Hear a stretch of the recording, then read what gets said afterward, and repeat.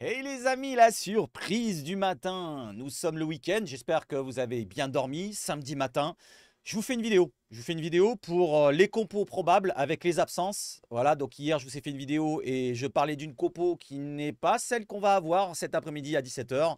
Voilà pour le match OM Nice avec pas mal de choses qui va se passer. Déjà les 125 ans du club, ou plutôt les 127 pour certains qui vont dire mais non, ça dure, c'est pas 125 ans, c'est 127 ans.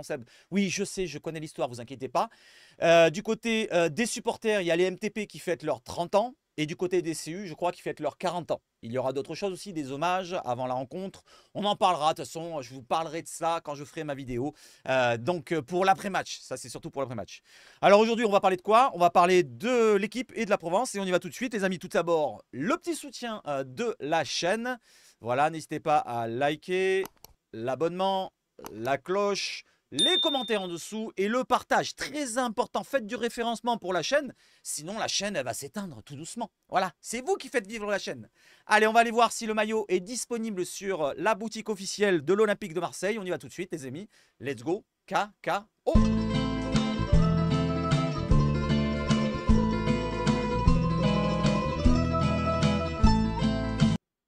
Voilà, nous y sommes. Nous y sommes sur quoi? Sur la page que je voulais voir avec vous, la boutique de l'OM. Alors, on y va, let's go. Est-ce que c'est bon?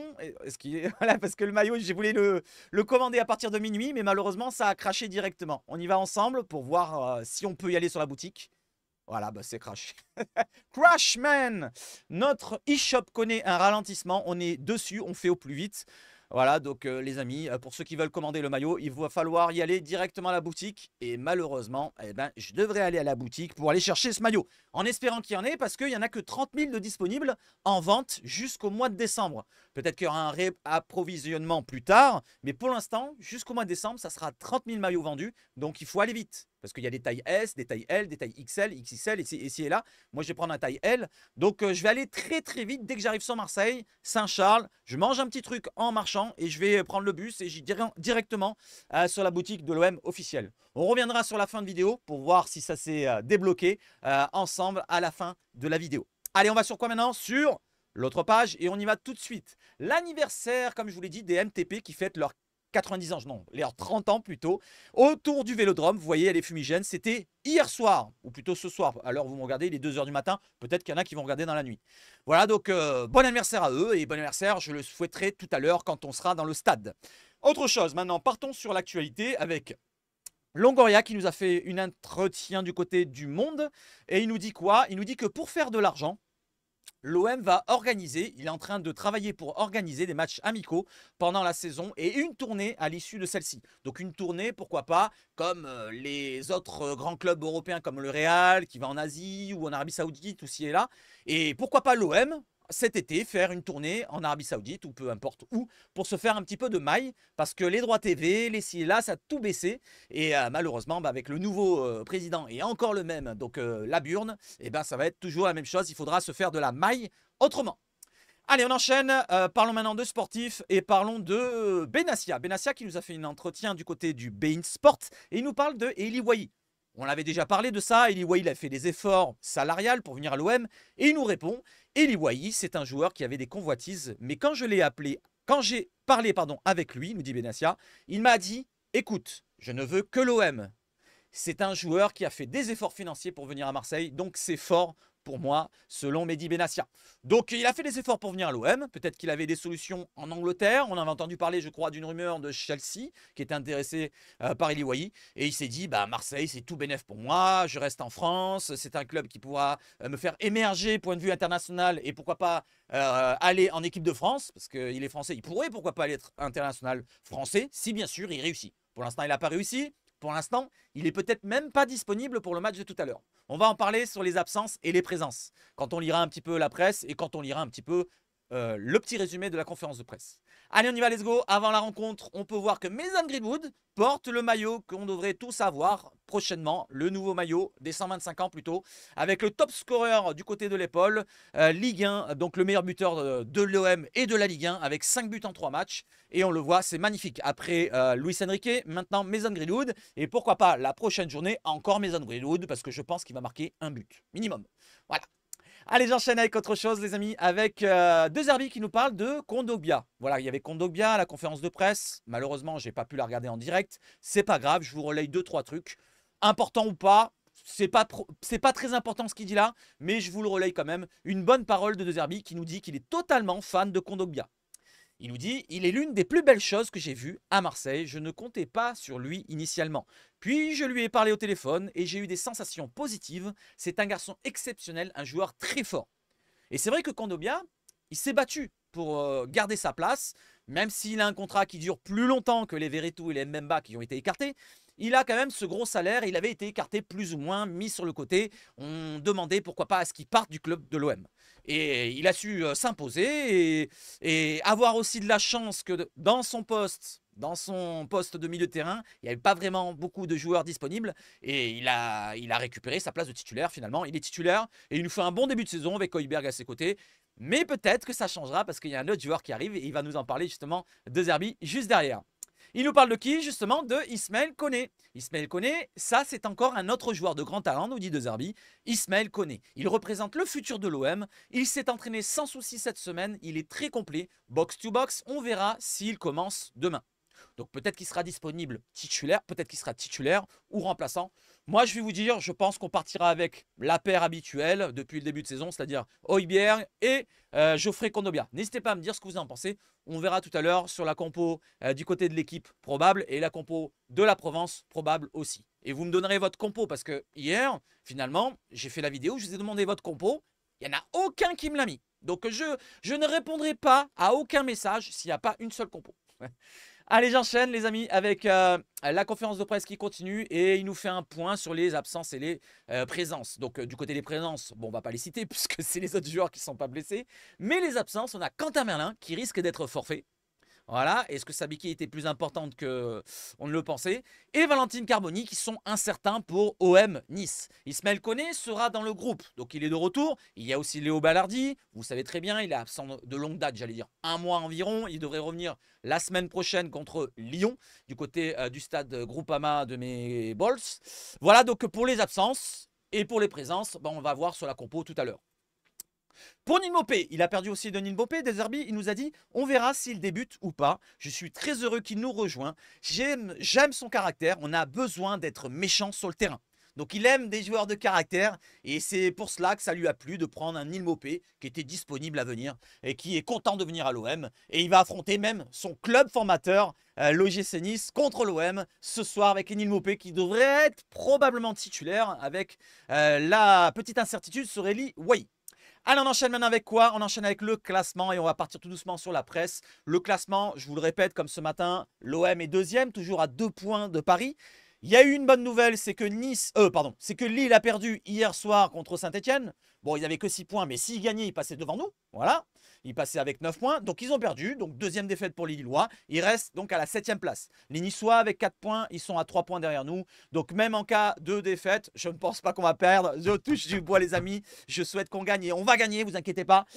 Donc, en cas de victoire, l'OM passerait premier. C'est l'objectif de cette rencontre. Déjà, fêter l'anniversaire des 125 ans, que ça se passe bien. Dans les tribunes, il n'y aura pas de Niçois. C'est très important, pas de tension. Donc, tout devrait bien se passer. Je pense qu'on aura des suspensions de tribunes peut-être avec des fumigènes qui vont être craqués, des festivités qui vont se passer à mon avis pour les prochaines rencontres. Mais pour demain, pour aujourd'hui plutôt, eh ben ça devrait bien se passer et j'y serai avec les 65 505 000, je ne sais plus combien, mais bon bref, presque 66 000 supporters dans le stade et je serai avec eux.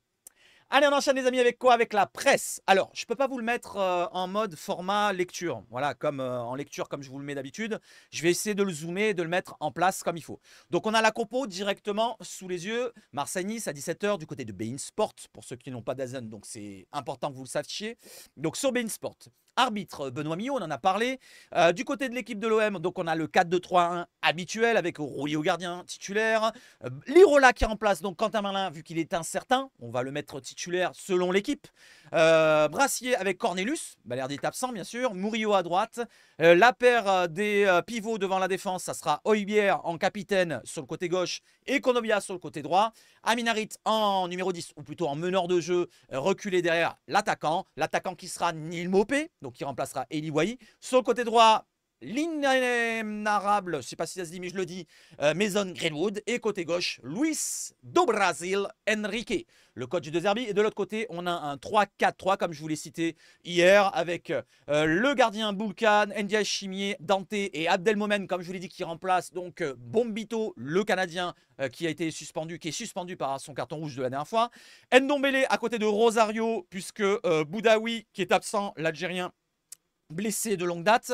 Klos à droite, Melvin Barr, Jérémy Boga, Evan Guessant et Mohamed Ali Chaud sur le côté droit. Attention à Evan Guessant qui est en forme, il a marqué un doublé lors du dernier match contre Angers. Attention bien sûr à Jonathan Klaus face à Luis Enrique, face à Lirola.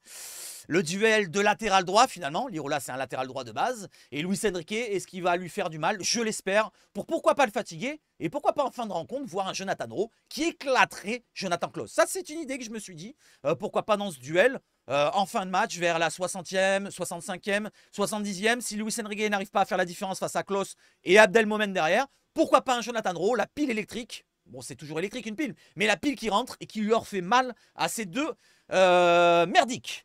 Voilà, donc pour les remplaçants, vous les avez du côté de l'OM. Les absents, on en a parlé. Blanco, Mumbagna, Chancel Mbemba pour le choix du coach et François-Régis Mug. Et bien sûr, Balerdi. Wai qui est sur le banc avec les autres joueurs que vous voyez, les amigos. N'hésitez pas à me faire votre propre compo. Hein. Mettez-moi votre compo dans les commentaires. Allez, on enchaîne. On va lire un petit peu tout cela. Il y a 2 pages à lire. Il y a une première page sur la rencontre en général. Ensuite, une page pour donner un petit peu la description de la compo. Voilà. Et de l'autre côté, il y aura la description du pourquoi du comment. Ça se dit, je le sais. Du pourquoi du comment Mason Greenwood arrive à bien débuter cette saison avec l'OM. Voilà. Quelles sont ses qualités? Allez, on y va, let's go, avec le renouveau en cadeau. Je vous l'agrandis, face à Nice, pour un choc souvent brûlant, l'OM veut fêter ses 125 ans avec une 3e victoire en 4 journées qui conforterait sa renaissance. Et surtout, qui conforterait quoi? Qui nous donnerait la première place. On partirait premier avant que le match de Paris-Brest, qui se déroulera ce soir à 21h, si je ne me trompe pas, on sera premier devant les puputes. On sera premier pendant un laps de temps, au moins 1, 2, 3, 4 heures peut-être. En espérant que Brest accroche les Parisiennes. Allez, 17h, Bein Sport, Marseille-Nice. Anthony Clément qui nous écrit l'article. Voilà, si vous n'arrivez pas à lire, eh ben, c'est pas de ma faute. Hein. C'est juste parce qu'il n'y a pas encore le mode format lecture. Allez, c'est pas grave, je vous lis ça et je vous donne mon avis. La trêve internationale est arrivée beaucoup trop tôt pour les amoureux de l'OM, fauchés en pleine euphorie après le succès à Toulouse 3-1 le 31 août. Mais une petite coupure ne peut pas altérer un immense enthousiasme. Et je suis très enthousiaste. Est-ce que vous êtes enthousiaste? Est-ce que tu es enthousiaste, toi, chez toi? N'hésite pas à me le dire. À Marseille, septembre 2024 ne ressemble pas du tout à septembre 2023. Et les sifflets qui descendront des tribunes en fin d'après-midi ne viseront que les Niçois en général et Jonathan Klaus en particulier.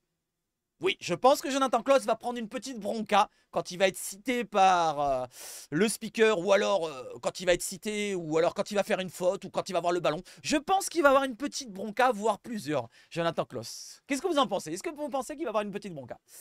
En l'absence des supporters du gym interdits de déplacement, ils seront plus de 65 000 à pousser pour espérer reprendre la tête de la Ligue 1 en attendant le match du PSG dans la soirée, voire page 6 à 8, on s'en fout.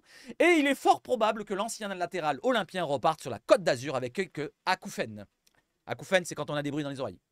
De Zerbi espère une défense aussi forte que son attaque. Klaus incarnera aujourd'hui tout ce qui n'a pas fonctionné la saison dernière, ce qui est à la fois inexact et injuste. J'ai enchaîné les 2 mots, inexact et injuste. Je voulais faire un inexact, ça n'existe pas, inexact, mais je vais le dire. Mais il faut souhaiter que les Marseillais s'intéresseront plutôt à leur équipe, assez séduisante pour monopoliser leur attention.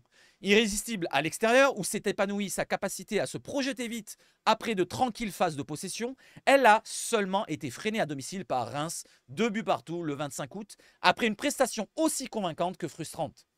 Le début de saison est bon, mais toujours le regret de ce match nul soupiré hier dans la conférence de presse Roberto De Zerbi, entraîneur comblé par ailleurs. Il y a une super atmosphère, pardon, je suis très heureux.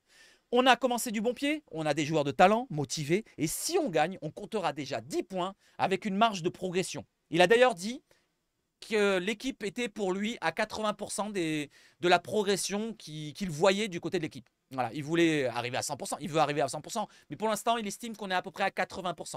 Voilà, donne possibilité, avec un Mason Greenwood qui pourra peut-être donner plus, d'autres joueurs qui pourront donner plus, un Eli Wahi qui pour l'instant n'est pas encore peut-être à 100% non plus. Voilà, donc il y aura des choses à rajouter, à peaufiner. Il n'est pas dit que l'Italien puisse être un jour pleinement satisfait, car ses exigences sont très élevées. Il aspire à une maîtrise totale, veut que sa défense soit aussi forte que son attaque, qui a inscrit 10 buts en 3 journées. Mais la perfection collective n'est pas indispensable pour gagner en Ligue 1. Jusqu'ici, il a suffi d'emmener le ballon jusqu'à Mason Greenwood qui s'est occupé du reste. Auteur d'un doublé à Brest, 5-1 le 17 août, et à Toulouse, buteur contre Reims, l'ailier anglais sait aussi faire briller ses partenaires. 3 semaines après une rentrée à domicile frustrante, vont tenter de transporter dans leur stade des belles performances réalisées à l'extérieur. Et il s'est intégré bien plus facilement qu'Eli Wahi, qui a déjà essuyé les sifflets du vélodrome. Là, il parlait de Mason Greenwood. Il s'est bien incorporé, franchement, il s'est bien adapté. Pour l'instant, tout fonctionne bien pour l'anglais. Des recrues au parcours croisé. Gêné par des problèmes musculaires, l'ex-Lensois sera épargné cette fois car il doit laisser Neal Maupay connaître sa première titularisation. Petit rototo. L'ancien prodige du centre de formation niçois retrouve le gym qui a envisagé son retour cet été et son histoire va nourrir une rivalité toujours plus épicée. Depuis la bouteille jetée sur Dimitri Payet à l'Alliance Riviera en août 2021, on l'a vécu ensemble pour ceux qui se souviennent, les deux clubs ont cultivé des ambitions qui les ont conduits à cibler régulièrement les mêmes recrues, chez les jeunes et chez les pros. Simopé niçois, Even Guessant est marseillais. Et Youssoufa Moukoko aurait pu jouer en blanc aujourd'hui. C'est vrai qu'on l'avait... Ouais. D'ailleurs, j'ai fait une vidéo pour ceux qui sont intéressés de la regarder. Bon, maintenant, il n'est pas chez nous, il est chez Niçois. Donc, vous n'êtes pas intéressés, je pense. Au lieu d'être baptisé en rouge et noir, Klos ne sera donc pas le seul à avoir le cœur qui bat un peu plus vite et il aura du mal à reconnaître son ancienne équipe qui a énormément changé. Là, il parle de l'OM. L'effectif est désormais assez profond pour pallier les absences redoutées de Leonardo Balerdi et Quentin Merlin qui pèsent moins lourd que les blessures de titulaires à Nice, Sanson, Mofi, Boudaoui, Laborde. Donc il y a quand même 4 absents lourds du côté niçois. Personne ne peut encore dire ce dont est capable le groupe de Franck Hez et c'est également vrai pour l'OM qui en saura plus après le déplacement à Lyon dimanche prochain. Avant, il y a les 125 ans à fêter avec un beau maillot qui glorifie le passé, mais il est temps que les Marseillais puissent aussi apprécier le présent. Et oui, parce que maintenant on est sur le présent et on espère avoir de la gloire cette année, cette fois encore, une bonne fois pour toutes. Voilà, d'ailleurs, pour les 125 ans, il y aura le maillot blanc et le maillot noir. Hein. N'oubliez pas, le gardien, il est aussi beau que le blanc. Franchement, il est aussi beau que le blanc. Allez, j'enchaîne. J'enchaîne avec quoi, les amis? Bon, Guessant, on va pas en parler. Je vous l'ai cité. Il a marqué un doublé contre Angers. C'est marqué ici. Et il a l'air de prendre confiance du côté de Nice. Attention, attention à ce joueur qui est plutôt en bonne période. Un OM à l'accent anglais. En recrutant 5 joueurs en Angleterre cet été, Marseille a recherché des qualités précises. Plus de caractère et de leadership. Baptiste Chaumier avec Mathieu Zgueguey. Marseille. C'est peut-être à l'oreille que le changement se mesure le mieux dans l'OM de Roberto De Zerbi. Dans les vestiaires, comme dans certains staffs précédents, ceux de Jorge Sampaoli et Marcelino, l'espagnol a longtemps été la langue la plus pratiquée. Derrière, le français, avant de s'effacer pour l'anglais, et pas seulement parce que cette langue est universelle. Un virage a été opéré cet été avec l'arrivée d'un nouvel entraîneur, De Zerbi, donc, et de son armée d'adjoints, pour beaucoup venus directement d'Angleterre. Donc De Zerbi, il arrive d'Angleterre, son staff arrive d'Angleterre, et pas mal de joueurs arrivent d'Angleterre, c'est vrai. Le remodelage s'est poursuivi dans le sillon du technicien italien. Arrivé de Brighton, avec le recrutement notamment de 5 joueurs débarqués de Première Ligue, Mason Greenwood, Pierre-Emile Højbjerg, Neal Maupay, ou de Championship, Ismaël Koné et Jonathan Rowe. On a pris la décision de recruter ces joueurs-là, car ils sont tout simplement très forts. Une coïncidence qu'ils viennent d'Angleterre, en l'occurrence, a expliqué le nouvel entraîneur de l'OM en conférence de presse hier. Sur le sujet, il ne dit pas tout. Cette tendance n'est pas seulement le fruit du hasard, mais aussi de la réflexion des dirigeants du club qui n'ont pas eu de mots assez durs en privé à l'intersaison pour qualifier l'absence de professionnalisme, le manque de caractère et de leadership de beaucoup trop de joueurs à leurs yeux. La Première Ligue ou le Championship ont des caractères très similaires à la Ligue 1 en termes d'exigence physique, de rythme et d'intensité. C'est Roberto De Zerbi qui le dit. Oui, on peut le dire. On peut le dire, mais je pense que quand même, côté qualitatif, l'Angleterre est un degré au-dessus parce qu'ils ont plus de moyens financiers et ils investissent dans un joueur plus terminé que nous en Ligue 1. On a des joueurs, on va dire, peut-être qu'il y en a qui arrivent et on arrive à les choper par rapport à la première ligue, mais on a souvent le second choix. Vous voyez ce que je veux dire? On n'a pas les mêmes moyens, c'est normal. Si on n'a pas les moyens d'investir autant. Toutes ces qualités-là, indispensables pour s'imposer à l'OM, les dirigeants sont donc allés les chercher outre-Manche. Un terrain sur lequel les joueurs sont réputés dans ces domaines de compétences. Donc ils parlent de caractère, de professionnalisme, de leadership, donc comme Højbjerg, comme Mason Greenwood, même si c'est pas un leader dans l'âme, je ne pense pas. Mais ça sera un leader technique. Voilà, peut-être pas leader charismatique comme Pierre-Emile Højbjerg, qui va parler par la parole ici, mais au moins techniquement, il sera là pour finir les occasions s'il doit avoir à finir. Et Neil Maupay fera partie peut-être des leaders, à voir comment il va se comporter sur le terrain. Il a un caractère aussi assez trempé. Alors je continue, on en était où? La Première Ligue. Alors, ouais. La Première Ligue, où le Championship ont des caractéristiques très similaires à la Ligue 1, j'en ai parlé juste au-dessus, comme il a dit, De Zerbi. Ces championnats se ressemblent beaucoup, que ce soit Højbjerg ou Greenwood. S'ils avaient joué en Norvège ou dans d'autres championnats, on les aurait quand même recrutés. Donc il parle du caractère et des qualités du joueur. C'est pas parce qu'ils ne jouent pas en Angleterre, c'est parce qu'ils sont de qualité. Et ce n'est d'ailleurs pas surprenant de voir déjà le milieu danois donner de la voix les soirs de match, replacer ses coéquipiers ou assurer le lien avec son entraîneur le long de la ligne de touche. Le milieu francophone, sa mère est française, a même porté le brassard du club olympien face à Toulouse en l'absence de Leonardo Balerdi, forfait. Donc il parle de Højbjerg. Son choix a été collégial, même si le conseiller sportif de l'OM, Mehdi Benassia, son ancien partenaire au Bayern Munich, a été à l'initiative. Donc c'est vraiment Benassia qui a lancé le fait qu'il soit capitaine peut-être. Le technicien italien s'est quant à lui particulièrement impliqué dans d'autres dossiers anglais, et notamment celui de Mason Greenwood. Le plus complexe et le plus explosif du mercato marseillais, il a régulièrement échangé avec l'attaquant pour le convaincre de le rejoindre en France, usant de tous les arguments tactiques comme psychologiques. Voilà, c'est grâce finalement à Roberto De Zerbi que Mason Greenwood est venu. Voilà, il a réussi à le convaincre en l'appelant plusieurs fois au téléphone, en lui disant « Écoute, tu joueras de telle façon, on aura un jeu porté vers l'avant, ça te plaira, t'inquiète pas, tu marqueras pas mal de buts, tu vas rentrer dans un stade qui aura une ferveur énorme pour toi, tu verras, Marseille, ça sera tout bénef pour toi, tu retrouveras peut-être l'équipe d'Angleterre, même si c'est pas le cas actuellement. » Je continue. Et c'est aussi sous son impulsion que l'OM a fini par se positionner plutôt sur Jonathan Rowe, le jeune ailier anglais de 21 ans, débauché de Norwich City en Championship, à la toute fin de la fenêtre de recrutement. Mais quelle que soit la langue pratiquée majoritairement par ces joueurs, De Zerbi a rappelé hier que le plus important était d'avoir un langage commun sur le terrain. Et oui, tout le monde doit avoir le même langage sur le terrain. C'est sur le terrain que ça fera la différence. Ce n'est pas forcément par la voix. Voilà, donc la compo, vous la voyez là. Le classement, il est là. Les autres matchs, donc, ils sont là, avec la défaite de Lille à Saint-Etienne. Voilà, les amis, donc on continue. Allez, on y va sur Greenwood maintenant. On va voir un petit peu plus précisément pourquoi ça marche. Pourquoi que ça marche du côté de Greenwood. Alors on regarde les palettes ou on lit et je vous montre les palettes après. C'est pas grave, il n'y a pas de souci. C'est comme si on était en live. Voilà, vous êtes avec moi, on se répond tranquille. Décryptage. Marseille-Nice, Greenwood, pourquoi ça marche? Mason Greenwood en conduite de balle à l'occasion du match entre Marseille et Reims. 2 buts partout. Et il ne regarde même pas le ballon. Ça, c'est signe de grand joueur. Même s'il y en a beaucoup qui sont mauvais et qui ne regardent pas le ballon. Mais c'est vrai que moi, quand je vois des joueurs qui ne regardent pas le ballon et qui conduisent le ballon, ça prouve déjà qu'il est à l'aise avec le ballon pour sa conduite. Voilà, il y en a beaucoup qui sont la tête baissée comme ça. Hein, n'est-ce pas, Iliman? Bon, même s'il avait la qualité, Iliman, il avait toujours la tête baissée. L'ailier droit de l'OM n'a eu besoin que de 3 rencontres de Ligue 1 pour montrer ses qualités footballistiques. Et c'est Mathias Ribeiro qui nous écrit cet article. Auteur de 5 buts lors des 3 premières journées. Alors là, vous ne voyez peut-être pas, si vous voyez, mais c'est petit. Hein, alors je vais agrandir encore un peu.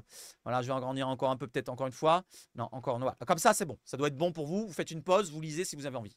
Auteur de 5 buts lors des 3 premières journées, Mason Greenwood, meilleur buteur du championnat, a bien démarré son aventure provençale. Acheté 26 millions d'euros à Manchester United, l'Anglais est la 3e recrue la plus chère de l'histoire du club derrière Dimitri Payet 29 millions et Vitinha 32 millions. Allez, si on enlève les bonus, ça fait pas 32, mais c'est pas grave. Et pour l'instant, l'ailier droit a fait preuve de vélocité, clairvoyance et abnégation au sein du 4-2-3-1 de De Zerbi, au sein duquel il occupe déjà un rôle important. Et on aborde le premier thème qu'il décrit pourquoi ça marche. Voilà, qu'il le décrit comment ça marche. Ambidextre et imprévisible. C'est vrai qu'il est ambidextre, il a les 2 pieds, on l'a vu pied droit, pied gauche, il est capable de marquer pied droit, capable de marquer pied gauche, et même de la tête puisqu'il a marqué de la tête. Pour l'instant, attaquant, parfait, on va voir. D'ailleurs, on va regarder, ambidextre, c'est le premier sujet, c'est ici. À l'aise dans tous les secteurs, les deux pieds gauchers, Mason Greenwood a marqué son premier penalty de la saison à l'aide de son pied droit face à Brest. C'est vrai, là on le voit, il tire du pied droit. Voilà, je vous l'agrandis encore. Vous voyez, c'est son pied droit. Il va la tirer contre-pied parfait. Allez, on revient. Et je vous lis ça. Je recule un peu. Voilà. Si Greenwood concentre la majorité de ses prouesses techniques dans son pied gauche, avec lequel il conduit le ballon et frappe le plus souvent, il dispose d'un pied droit tellement fiable qu'il est possible de le qualifier d'ambidextre. À Brest, 5-1 le 17 août, l'ailier qui était prêté à Rétafé la saison passée, inscrit un doublé du pied droit. Il a marqué les deux du pied droit. Ouais, le passement de jambe, frappe pied droit aussi, pour mes premiers buts. Dont un penalty transformé par son supposé mauvais pied. Une particularité qu'il avait détaillée en 2019 lors d'une interview pour Manchester United. Quand j'étais dans l'équipe des moins de 13 ans, nous dit Mason, j'ai raté un penalty avec mon pied gauche contre Manchester City. J'avais du mal pendant ce match et depuis, je les tire avec le pied droit. Ah, j'avais pas vu cette anecdote.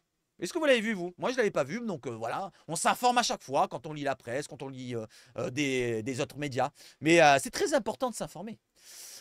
Une diversité qui permet aussi à l'anglais d'être imprévisible en sortie de dribble. Notamment après le court passement de jambe, alors qu'il peut rentrer sur son pied gauche pour frapper ou déborder vers son droit pour centrer. Cette saison à Marseille, Greenwood est le joueur qui frappe le plus. 10 tirs, loin devant Eli Wahi, 5 tirs, en plus d'être celui qui réalise le plus de courses balle au pied, 14 courses avec le balle au pied, devant Amin Harit, 6. Néanmoins, avec 5 buts inscrits pour 2,19 d'expected goals, l'anglais surperforme. Donc il est au-dessus de la performance qu'il doit réaliser. Il a 2,19 d'expected goals, donc en gros il doit marquer entre 2 et 3 buts, et là il a 5 buts marqués. L'anglais surperforme, ce qui peut annoncer une relative baisse de réussite offensive dans les prochaines semaines. Pourquoi? Pourquoi penser à une baisse relative des réussites offensives? Moi, je pense qu'il va marquer toujours 2-3 buts, 2-3 buts, 2-3... Il va être à la fin de saison à 43 buts. Il ne battra pas le record de Scobla. Voilà, je l'annonce, 43 buts pour... Non, je rigole. Non, j'avais dit 20 buts environ. J'avais dit 20 buts environ pour Mason Greenwood. Toute compétition confondue. Et s'il fait 25, je suis encore plus heureux. Même s'il fait 40, je m'en fous. Allez, je continue. Gelon, pour le deuxième sujet, le deuxième thème abordé, pour ses qualités. Gelon et clairvoyance. Et là, ça nous dit quoi? 2, on a grandi. Vous le voyez, là, Greenwood, il est à droite. Il va faire une transversale de son pied gauche pour la donner sur Merlin. Et il la donne, regardez bien qu'il la donne dans sa course. Il la donne pas sur le joueur, que le joueur doit s'arrêter. Non, non, il la donne dans sa course. Comme ça, ça permet d'aller vers l'avant. Et c'est vrai qu'il a une bonne qualité de passe, une bonne qualité de frappe. Du pied droit, du pied gauche. C'est vrai qu'il est assez parfait comme joueur. Hein. Il manque peut-être de côté poids physique pour aller au contact. Mais comme il est assez rapide, assez véloce et tout, il peut faire la différence de cette manière-là. Donc on ne va pas lui en vouloir. Le sens du jeu. Alors que Reims place beaucoup de joueurs côté ballon à droite pour limiter les options du porteur, un espace s'ouvre pour Quentin Merlin à l'opposé. Greenwood l'a vu et renverse le jeu vers le français. Et c'est vrai qu'on voit qu'il y a... Alors, je vais vous faire la palette. Il y a un Rémois ici. Il y a un deuxième Rémois, un troisième Rémois ici. Du côté droit, hein, il parlait. 4. Là, on va dire qu'il est entre les deux. 5. Là, il est un peu plus côté droit. 6. Il y en a un là. 7. Bon, on ne compte pas celle-là. Bon, voilà. Donc, il y en a au moins 6, 7. Voilà, au moins 6, 7 côté de Greenwood. Et ça permet d'avoir un espace libre dans le dos là, du défenseur ici. Là, celui-là qui est ici. Vu qu'il est en train de marquer, je crois que c'est Harit, peut-être. Ou alors Enrique, je pense que c'est Enrique qui est repiqué dans l'axe et là c'est Wahi. Donc il la donne à Merlin en profondeur dans sa course, comme je l'ai dit, dans sa course. Très important. Allez, je reviens et on revient sur le gelon et la clairvoyance. Aujourd'hui établi comme un allié droit de métier, Greenwood a longtemps oscillé entre le flanc et la pointe de l'attaque. Une zone qui lui permettait d'exploiter son sens du but ultra développé. Mais qui semblait masquer une composante importante dans son jeu, laquelle prend toute son envergure lorsqu'il évolue sur un côté. Sa qualité de passe longue. Au sein du collectif de De Zerbi, qui offre des responsabilités à ses ailiers faux-pieds, l'anglais affiche, c'est pareil, ouais, ça peut se dire, affiche de la clairvoyance, comme en témoignent les mots de l'italien. Donc le Roberto De Zerbi qui parle de Mason Greenwood. Tous les joueurs décident où ils veulent jouer. La différence entre eux réside dans la qualité de leur choix. Lui fait presque toujours le bon choix au bon moment. C'est vrai que pour l'instant, on ne le voit pas faire de mauvais choix. C'est vrai qu'il a beaucoup de réussite. Hein. Que ce soit dans les passes, dans les frappes, pour l'instant, tout fonctionne. Mis à part son manqué contre Toulouse, on ne va pas lui en vouloir. On va pas lui en vouloir. Il est à 5 buts, il met un doublé. Voilà, et il y a 3-1, donc ça va bien. Ça va bien. Greenwood, je t'en veux pas. Ou Mason plutôt. D'ailleurs, Mason, je t'ai jamais demandé de t'abonner. mais abonne-toi, mets la cloche, like, partage. Tiens, je te mets une petite alerte là. Voilà, petite alerte. Voilà, tu mets le petit like, comme ça, le petit pouce, l'abonnement, la cloche, le partage, c'est le petite flèche comme ça en bas, et le commentaire. Je parle à Maison, je parle pas à toi, abonné. Si tu t'es pas abonné d'ailleurs, abonne-toi. C'est facile, c'est en dessous. Je viens de le dire. Tu veux que je te répète encore? Non. Bon. Allez, je continue. Greenwood peut être touché au large sur son aile droite et percuté lorsque l'espace le permet, tout en étant capable de renverser vers l'aile opposée lorsque le couloir est bouché. Comme il a dit, comme il s'était marqué sur la photo. Une aptitude qui rend les côtés marseillais difficiles à défendre, d'autant que l'anglais joue juste, pas joue juste. Greenwood a déjà tenté 20 passes longues, le troisième latéral le troisième total, pardon, le plus élevé du club derrière Geronimo Rulli et Pierre-Emile Højbjerg pour 12 réussis, 60%. C'est quand même un gros pourcentage, hein. 60%, 6 sur 10, c'est quand même pas mal. Je continue. Passons au troisième point précis. Volontaire en défense. Et le troisième point précis, il est là. Là, on voit Hawaii qui va faire le pressing sur le gardien. Et là, on voit Mason Greenwood qui va faire une petite boucle pour aller presser le joueur qui est là, le défenseur. Alors, je vous montre par les flèches, ici. Il y a un défenseur là. Mason Greenwood qui va faire une petite boucle pour intercepter le ballon qui va arriver vers là. Enfin, pour gêner le ballon, plutôt qui devrait arriver comme ça, plutôt. Voilà. Je me suis trompé, c'est dans l'autre sens. Et je vous lis le truc. Le pressing acharné. Greenwood arrondit volontairement sa course pour couper la ligne de passe avec le latéral brestois dans son dos. Il presse ensuite le défenseur central adverse, qui est donc prié de jouer en retrait vers son gardien. Il va jouer vers le gardien. Et Eliwayi est lui aussi prêt à sortir sur le portier, forcé d'allonger. L'OM récupérera le long ballon. Donc, ça a permis, là vous voyez, alors je remonte avec les flèches, hop, ici. Vous voyez, il y a le ballon qui est ici. Je crois qu'il est dans son pied. Là, il y a Mason Greenwood qui est ici. Il fait une boucle pour empêcher le joueur défenseur de la donner à lui. Donc, ça permet qu'une solution pour lui à la donner à son gardien. Et Wai qui va faire le pressing. Donc, le gardien est obligé de dégager. Et on récupère après le ballon avec Kondobia ou Iber, j'en sais rien. Voilà comment ça fonctionne grâce à un pressing instigé, instauré, impliqué, impacté. Je cherche le mot, mais je ne trouve pas, mais c'est pas grave. Installé par Greenwood. Allez, on enchaîne. On enchaîne avec quoi? Avec le petit sujet, comme je vous l'ai dit, volontaire en défense. Malgré son statut de premier détonateur, Greenwood ne rechigne pas à travailler défensivement. L'anglais, parfois naïf, dans les petits espaces, se révèle précieux pour presser et est concerné à la perte de balles. Il a déjà récupéré 10 ballons, un total qui le place devant le reste des offensives titulaires que sont Amin Harit 9, Luis Enrique 9 et Eliwayi 1 seul. Et le seul qui récupère, ça donne un but, quand même. La talonnade qu'il fait contre Toulouse, ça doit être le seul ballon qu'il récupère. Bravo quand même à Eliwayi qui fait une superbe talonnade. L'ailier marseillais se distingue aussi par ses courses sur les phases défensives, en sortant le plus souvent sur le défenseur central gauche adverse, comme on l'a vu là sur la photo, sous pression en l'enfermant, poussant ce dernier à allonger. Une activité qui plaît à son entraîneur, même si ce dernier voit encore les axes de progression. Et Roberto De Zerbi, excusez-moi, je parle un petit peu trop vite. Roberto De Zerbi nous parle de Mason Greenwood. Il nous dit quoi? Défensivement, il s'applique. C'est un joueur honnête et généreux sur le terrain, mais j'aimerais que les attaquants soient plus réactifs quand nous perdons le ballon pour interrompre l'action adverse ou pour récupérer la possession.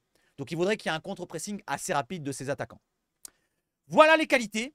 Voilà les qualités qui décrivent plus ou moins pourquoi la réussite est là du côté de Greenwood. Donc il fait des efforts défensivement. Voilà ce qui plaît à l'entraîneur, ce qui permet de récupérer des ballons sur les dégagements longs de la défense adverse. Voilà, grâce à son pressing. Et il n'y a pas que lui, hein. Wai fait un pressing là aussi. Son jeu long, sa clairvoyance et ses justes choix, parce que c'est pas marqué dans le bleu, mais ses justes choix sont toujours bons. Voilà, donc il a beaucoup de pourcentage de réussite dans toutes ses passes, dans tous ses choix. Et aussi, il a la réussite dans ses frappes, c'est pas marqué là. Il est aussi de qualité technique au-dessus du lot, c'est pas marqué là, mais il est imprévisible, comme c'est marqué là, sur ses dribbles. Il est ambidextre, il a la qualité pied droit, pied gauche, et même du jeu aérien de la tête, puisqu'il a marqué un but de la tête. Donc voilà toutes les qualités actuelles d'un Mason Greenwood qui, on va dire, surperforme pour l'équipe. Voilà. Et pour le dernier sujet, Mbemba, il y a un petit truc là, je n'avais pas vu, et je vais le lire pour vous, tiens. Mbemba est maintenant l'imbroglio médical. La fin de la romance entre Chancel et Mbemba, qui a posté 3 vidéos intéressantes sur YouTube. Hein. Tapez Chancel et Mbemba sur YouTube si vous voulez voir les vidéos. Il y en a 2 qui ne concernent pas l'OM, mais la troisième, la dernière vidéo de Chancel et Mbemba, elle est intéressante. Ça dure une demi-heure. Prenez votre temps, 2-3 popcorn, ça passe assez vite. Donc, la fin de la romance entre Chancel Mbemba et l'OM se révèle décidément longue et douloureuse. Le dernier épisode en date remonte à ce milieu de semaine. Le défenseur central de 30 ans s'est présenté à l'entraînement de la Pro 2 pour travailler avec le groupe. En préalable, il ne s'est pas pointé à 2 reprises. Donc il a été 2 fois un petit peu, voilà, il n'est pas venu à l'entraînement. À des examens médicaux. Ah non, c'est à l'examen médicaux qu'il n'est pas venu. Je ne l'avais pas lu. Hein. Dont une IRM, imagerie à répétition médicale, je ne sais pas si c'est ça, un truc comme ça, ou radiologique médicale, je sais plus, bon bref, on s'en fout, malgré la demande du staff médical. 1 mois et demi après son altercation avec Ali Zarak, en charge de la Pro 2, il n'y a eu aucune esclandre. Il n'y a pas eu de problème. Pour l'instant, il n'y a pas eu de problème. Cette absence s'inscrit dans un contexte de défiance entre le staff médical et le joueur. Victime d'une contusion au genou gauche fin mars, Mbemba connaît parfois, avec des douleurs vives, des pincements au ménisque. Le staff médical aurait aimé qu'il subisse une intervention, une arthroscopie à l'intersaison. Le joueur a toujours refusé et il s'estime bien apte en cette fin d'été. Cet imbroglio est désormais du ressort des avocats des 2 parties, club et joueurs. Contactées hier, elles se sont refusées à tout commentaire. Voilà, donc il y a encore de la tension, que ce soit du côté du club ou du côté du clan et de l'entourage de Chancel Mbemba. À mon avis, il ne reviendra pas de sitôt, il ne reviendra jamais. Je l'espère pour lui qu'il ait une bonne fin de carrière. Voilà, on peut lui espérer. En fait, j'espère rien du tout. Franchement, je m'en fous complètement. Mais c'est dommage qu'un joueur de cette qualité, on n'ait pas profité jusqu'au bout. Voilà, qu'on ne s'est pas mis d'accord au club de se dire, bon écoute, moi ce que je vous avais dit, hein, s'il partait libre, on l'a recruté libre, il avait peut-être une grosse prime à la signature de base, mais on serait peut-être mis d'accord sur peut-être un transfert de bas étage, pas une grosse somme soutirée d'un autre club, et pourquoi pas il partirait en janvier, ou je sais rien moi, comment on aurait pu s'arranger. Mais c'est dommage, un joueur de cette qualité, voilà, Chancel Mbemba, donc bonne continuation en lui. Maintenant, regardons du côté de la Provence pour voir ce qui a été écrit. Alors, je ne vais pas vous lire tout l'article parce que, bon, c'est pas très important, pertinent. Il y a 2-3 phrases de la conférence de presse de Kondogbia. Voilà, donc on a cité ce que c'était important du côté de Derby qui nous parle de Kondogbia, qu'il apprécie son caractère, qu'il apprécie sa volonté de s'imposer et qu'il dit que c'était la plus belle chose qu'il a vue du côté de Marseille. C'est un jour de fête. Par contre, ça, je le répète encore, 125 ans, les CU, les MTP qui fêtent leurs 40 ans respectivement pour CU et MTP 30 ans. Donc bon anniversaire à tout le monde, l'OM, CU et MTP et tous ceux qui ont leur anniversaire aujourd'hui. On va juste regarder la composition du côté de la Provence. Vous voyez l'OM qui est ici, donc en 4-2-3-1. Ils ont mis Merlin titulaire parce qu'il y a toujours une incertitude, ou Lirola, comme du côté de l'équipe. Pour le reste, ça reste la même équipe. Neil Maupay qui est titulaire. Et voilà, plus ou moins, c'est les mêmes absences du côté de la Provence. Du côté de Nice, c'est pratiquement la même compo, si je regarde bien. Oui, compo, oui, c'est la même. C'est la même exactement. On va regarder juste les 3 choses à savoir sur les festivités. Et on va lire ça ensemble. On va l'agrandir. Voilà, logiquement, vous voyez tout. Et c'est en bonne taille à peu près. Bon format. 3 choses à savoir sur les festivités. Les arrière-petits-fils du fondateur de l'OM, au coup d'envoi, l'année est placée sous le signe des 125 ans du club et l'OM entend célébrer cet anniversaire à sa juste mesure. Le club a décidé de mettre à l'honneur les descendants de René Dufort de Montmirail, le fondateur de l'OM. Ses 2 arrière-petits-fils, Valeille de Montmirail et Guilhem de Barbarin, c'est particulier, c'est noir, donneront ainsi le coup d'envoi du match contre Nice. De Saï Nyang honoré, deuxième sujet, sa présence se révèle suffisamment rare pour être soulignée. Marcel Desailly, qui faisait partie de l'équipe championne d'Europe en 93, assistera au M Nice et recevra le trophée de légende du club. Tout comme Mamadou Niang, 100 buts au cours de ses 5 saisons en Provence. C'est particulier que le Sénégalais Mamadou Niang ait marqué que 100 buts. Enfin, que ça manque. 100 buts pile en 5 saisons. Voilà, ça fait 20 buts de moyenne. C'est une légende. Mamadou Niang fait partie des légendes pour ma part, oui. Je continue, pardon. Un maillot pour les 125 ans, on le sait, maillot spécial pour une année qui l'est tout autant. L'OM a voulu marquer le coup à l'occasion de 125e anniversaire. Greenwood et sa bande porteront un maillot immaculé qui rappelle celui de leurs aînés. Avec le premier ballon de l'histoire, même les sponsors ont joué le jeu en acceptant d'apparaître en surbrillance. Seul bémol, le gardien ne pourra pas jouer dans la couleur qui lui a été dévolue, le noir étant donné que le maillot de Nice en contient. Ah, il ne pourra pas jouer avec le maillot noir, merde. Oh, c'est dommage. Donc Rouli n'aura pas le maillot noir demain, aujourd'hui plutôt. Il devra jouer avec le maillot sûrement jaune ou bleu. Le maillot bleu ciel, il est magnifique. Des gardiens, il est magnifique. Donc pourquoi pas le maillot bleu ou le orange, pourquoi pas s'il est en gardien, je ne m'en rappelle plus. En tout cas, voilà où nous en sommes. Et je vais vous répéter mon pronostic. Alors, vu qu'il y a quelques absences avec Quentin Merlin, c'est une absence assez importante. Avec Eli White qui est absent, mais mon Neil Maupay, il peut le remplacer quand même. Donc je vais rester quand même sur une victoire de l'OM. Alors, je vous avais dit 4-1 hier. Allez, je vais rester sur le 4-1, mais je vais hésiter entre le 3-1 et le 4-1. Donc, c'est pour ça que je vous dis entre 3-1 et 4-1. Voilà, 3-1 ou 4-1. Je donne 2 pronostics. Parce que c'est moi qui fais la vidéo et c'est pas vous qui la faites. Voilà, c'est tout. Maintenant, je regarde les dernières informations de dernière minute pour voir s'il n'y en a pas. Belle équipe de Nice, ça va être chaud, nous dit Flo Massilia. Oui, Massilia. Ouais, elle me fait pas peur, moi, l'équipe de Nice. Après, bon, c'est une équipe quand même qui est correcte en Ligue 1. Ça va être un match peut-être équilibré ou pas, je ne sais pas. En tout cas, j'espère qu'on sera amené à dominer la rencontre et à marquer le plus de buts possible. Et qu'on vivra, que je vivrai bien sûr, un super match, un superbe spectacle du côté du stade Vélodrome, les amis. Voilà les amis, je pense qu'on a tout vu ou pas loin. Je vais regarder sur un ou deux comptes, voilà, pour voir s'il y a une information de dernière minute. Je ne pense pas. J'ai tout abordé avec vous, la presse ici et là. Il n'y a rien d'autre à voir. Donc je reviens sur le gros plan et on est à 40 minutes de vidéo. Je vais vous souhaiter de passer une excellente journée de samedi. Pour ceux qui ne sont pas abonnés, n'hésitez pas à vous abonner. Je remets l'alerte encore une fois. Ça fera 3 fois dans la même vidéo. C'est pas grave. Le racolage, c'est sur ma chaîne que je le fais. Donc ceux qui ne sont pas contents, c'est pareil. Voilà, j'ai un petit peu bafouillé, mais moins que d'habitude. Parce que je me suis entraîné juste avant de lancer la vidéo. J'ai fait un babubi bobu ou je sais pas quoi là. Celui qui le sait pourquoi je dis ça, et ben, il va peut-être m'envoyer un message en privé ou pas. Voilà. Si tu veux, tu peux m'envoyer même en commentaire, il n'y a pas de souci. Voilà, je vous souhaite de passer une excellente journée encore une fois. Vive le foot, c'est Sebash Foot. Bientôt, il y aura peut-être un, voire deux, peut-être voire trois nouveaux sur la chaîne. Quand on débriefera les rencontres ou quand on fera un avant-match, en vidéo ou en live, peu importe. Quand on entrera les joueurs, on fera ça bien comme il faut. Je veux vous préparer un bon truc. J'aurai de l'aide, comme ça sera un peu plus professionnel. Et il y aura moins de bafouillage, moins de bafouillement. Et ça sera bien plus sympa pour tout le monde. Allez, encore une fois, vive le foot chez Sabach Foot et surtout, allez l'OM!